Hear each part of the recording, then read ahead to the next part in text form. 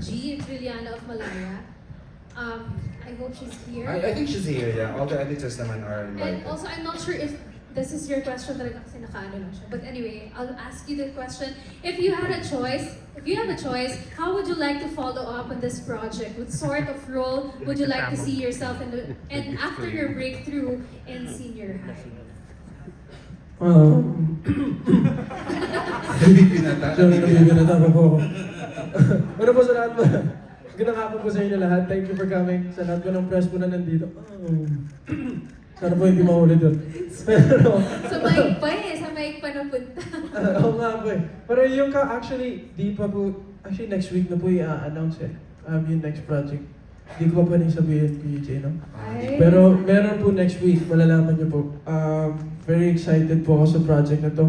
Again, under Dreamscape Entertainment. Kaya nagpapasalamat din po ako kay Sir Deo. Congratulations. Simula nung bata pa lang po ako, hindi pa rin po ako pinapabayaan. I think almost all of my projects po talaga have been under Dreamscape. And I'm super grateful for that. And yun, sobrang excited po ako. This next role is my biggest one yet, I would say. Medyo nape-pressure lang po ako ng konti, pero alam ko, kaya ko pong gawin. Ay, parang alam ko na. Yes, alam ko na. Yeah, Sabi mo sa akin yes, kasama na-announce na actually. Oo, na-announce pala nung ano. Oo. Yeah, nung Christmas Christmas special pa. Pero, Pero, Pero, yes, Pamilya Sagrada. Ayan. Yes, well. Ewan ko, baka kumatalakan, di ba? Yeah, well. At least announce na naman. Yes, announce naman po. Kasama ko po doon si Gray Fernandez na hindi ko alam kung bakit wala dito ngayon, no? Yes, ang Kasama, Wala. Great. wala din Asan doon. ka, Gray? Pero, yes, kasama ko po I-reserve siya natin yung sa... information sa announcement next statement. Hindi, na-announce ko po yun. Oo. Ayan. Yes, announce ko Natakot yun. Nakita ko talaga. rin. Natakot si Kyle, talaga naman. Hindi, okay lang na-announce na yun. Na-interview ko rin kung sino yung kasama mo. Another doon. powerful But anyway, drama from moving Cheesecake, forward yeah. again, we have a question coming from Jeffrey Olila Garcia of Jeff Oligarchy. Nandito siya, nasa si Jeff. Is Jeffy around? Jeff?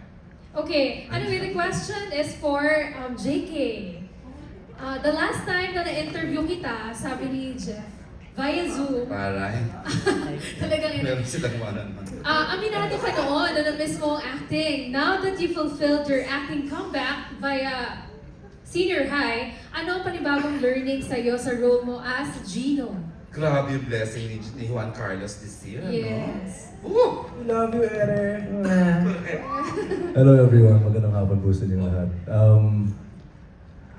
Well, first of all, I don't really know. I mean, it's a really weird position to be in because I was really putting myself into that whole thing of being a musician. But then I got the role from Direk Eric and Sir Deo, and actually talagang more than the acting in and of itself, na-miss ko makatrabaho yung mga andito na kasama ko sa stage ngayon. And to be able to be given the opportunity to work for the first time with other people as well. And learnings, feeling ko yung pinaka natutunan ko is kung gaano ko kamahal yung mapunta sa isang environment ng teleserye. Yung na-miss ko talaga ng sobra. Kasi iba kasi yung environment ng pag-movie, for example. And with this kind of work, you really get to build deeper connections and relationships with the people that you work with, and that's more than the work that Holding more hands than na kayo dalawa dyan. more than the work that you have and all the things that you learn. The most valuable thing is really the relationship that you build with the people you work with. Di ba, Direk? Yes po, next project po tayo. Pero ayun, so, yeah, yun talaga. Ang galing talaga ng character ni JK dito. And can I just say, nakita ko kayo mag-perform sa isang event, magkasama kayong dalawa ni Kyle. Grabe, no? Iba rin talaga ang ang chemistry on stage. And also, yan, mag-break na ulit ang voice ni Kyle. Hindi, actually yung pinaka-problema po namin dito, sinabi namin kay Direk Ona, natapos na po namin taping lahat, wala pa kami eksena. Wala kaming eksena. Never kami nagka-eksena po ng may linyahan kami. Wala. So, Pero Yeah. kami nakita kami sa sa trailer or sa teaser for the next week ata yun. Meron Pero- kayo doon. Isa. Hindi. Sorry, spoilers. paggawa Wala natin. pa rin. Paggawa natin mamaya. Timing kayong dalawa. Ay, sa totoo lang po yung chemistry namin off-screen. Kaya po namin mag-team poach. Nagagawa nyo Ay, naman sa... pero Okay na sa ASAP, nagagawa nyo naman sa ASAP yung brotherhood. Pero nyo. Kuya EJ, tanong yan si Kyle Kyle. Pero totoo, Kyle, are you game to do maybe BL next time? O iba, si Basta Bobo ko na si si JK. JK. Basta ko si JK. Basta po si JK. Pas Sa ka, intro. JK? No, basta ako. Basta. Talaga. Wow, iba talaga ang chemistry nilang dalawa. Iba. Wala, sayang talaga, sayang. Wala kami. Friends ba kayo even before? Nalulungkot talaga ako sa totoo. Are you friends even before senior high? Kasama po kami bilang OPM pa lang, The Voice Kids pa lang. The Voice Kids. Opo. Sabay silang tumangkat. Yes! Opo. Pero usapan po namin yun actually. Pinag-usapan kasi ba yun? Uy, gusto ko lang tanungin kung ano, yung Yes, simula go ng ahead. gigil at galit. Go The ahead. award-winning Baron Geisler. Baron! Kasi na-amaze ang tao. Sabi sa question, nakaka-amaze daw ang pagkaka-portray mo na as Z and Archie's father. Soft dun sa isa, hard dun sa isa. What did you enjoy most about portraying Harry? And how would you describe Elijah and Daniela as actors?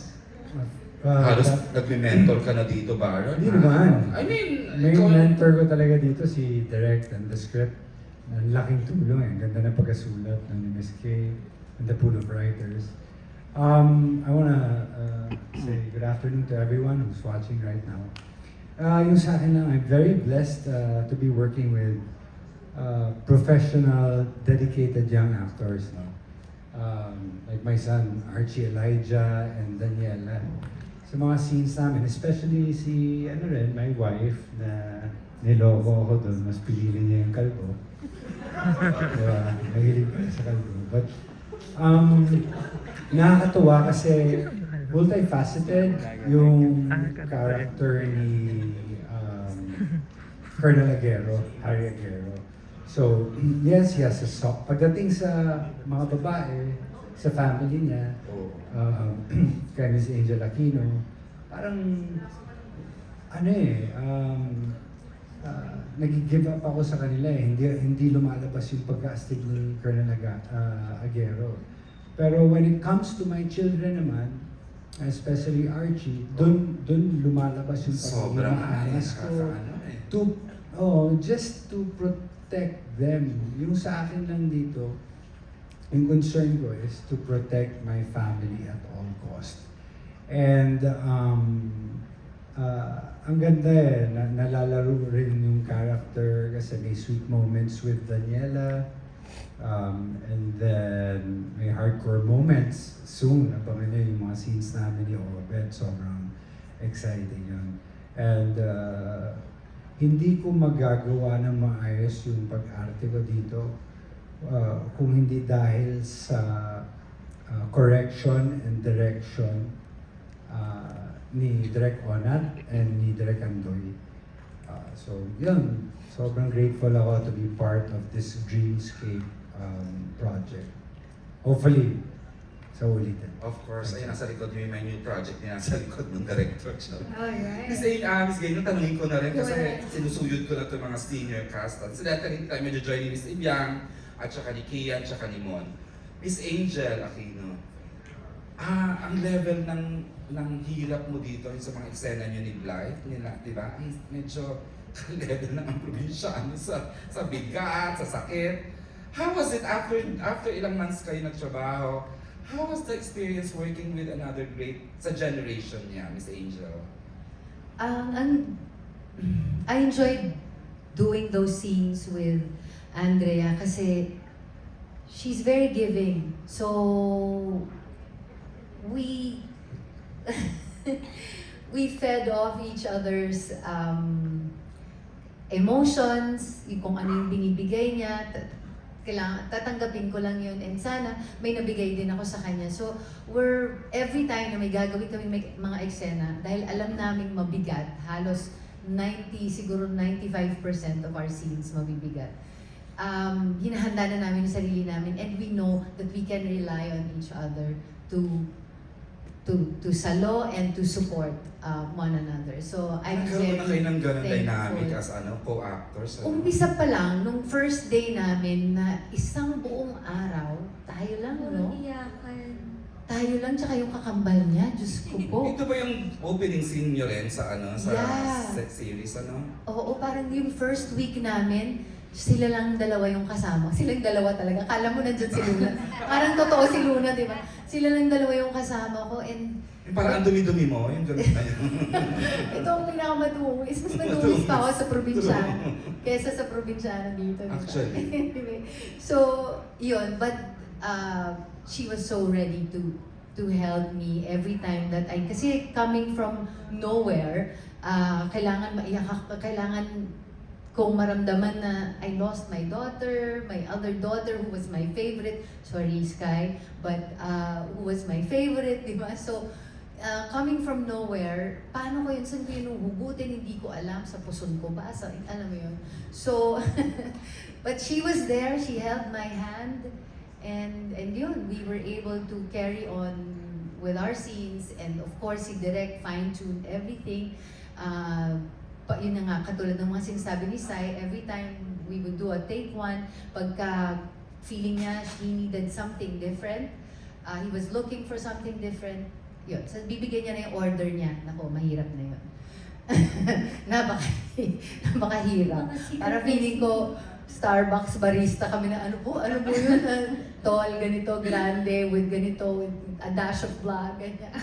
Paano pa yun? Pero generally But- happy ka working with the senior high project. With everyone. With everyone. And Andrea was my very first experience with the kids, and it was sarap. Nag-set na Thank ganun to you. si Andrea. But of course, we also want to ask Andrea ulit, no? Going back sa inyo dalawa naman to ni Kyle. Andrea and Kyle,